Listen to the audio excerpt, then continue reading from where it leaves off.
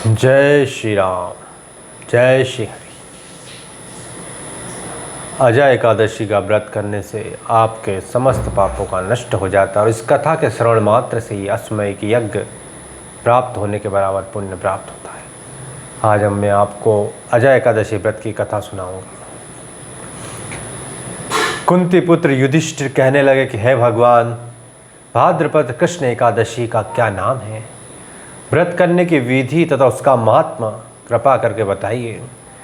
मधुसूदन कहने लगे कि इस एकादशी का नाम अजा है। यह सब प्रकार के समस्त पापों को नष्ट करने वाली है।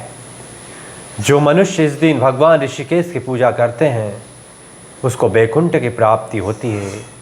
आप इसकी कथा सुनिए। प्राचीन काल में हरिश्चंद्र नामक एक राजा राज्य करता था। उसने किसी कर्म के वशीभूत होकर अपना सारा राज्य व धन त्याग दिया, साथ ही अपनी पत्नी, पुत्र तथा स्वयं को भी बेच दिया। वह राजा चंडाल के दास बनकर सत्य को धारण करता हुआ मृतकों के वस्त्र ग्रहण करता रहा, मगर किसी प्रकार से सत्य से विचलित नहीं हुआ। कई बार राजा चिंता के समुद्र में डूबकर अपने मन में विचार करने लगता है कि मैं कहाँ जाऊँ, क्या करूँ जिससे मेरा उद्धार हो।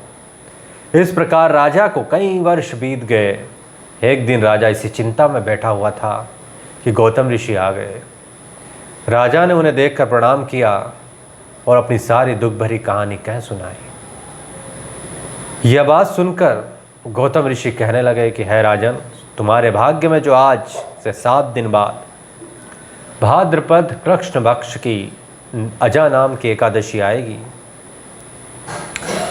तुम विधि पूर्वक उसका व्रत करो। गौतम ऋषि ने कहा कि इस व्रत के पुण्य प्रभाव से तुम्हारे समस्त पाप नष्ट हो जाएंगे। इस प्रकार राजा से कहकर गौतम ऋषि उसी समय अंतर्ध्यान हो गए।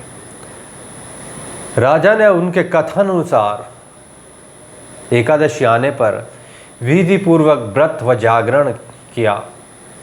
उस व्रत के प्रभाव से राजा के समस्त पाप नष्ट हो गए। स्वर्ग से बाजे बजने लगे और पुष्पों की वर्षा होने लगी। उसने अपने मृतक पुत्र को जीवित और अपनी स्त्री को वस्त्र तथा आभूषणों से युक्त देखा। व्रत के प्रभाव से राजा को गया। अंत में अपने परिवार सहित स्वर्ग को गया। है राजन, यह सब अजा एकादशी के प्रभाव से हुआ। अतः जो मनुष्य यत्न के साथ विधि पूर्वक इस व्रत को करते हुए रात्रि जागरण करते हैं, उनके समस्त पाप नष्ट होकर अंत में वे स्वर्गलोक को प्राप्त होते हैं। इस एकादशी के कथा के श्रवण मात्र से ही अश्वमेध यज्ञ के फल का प्राप्त होता है। ये कथा संपूर्ण होती है। जय श्री राम।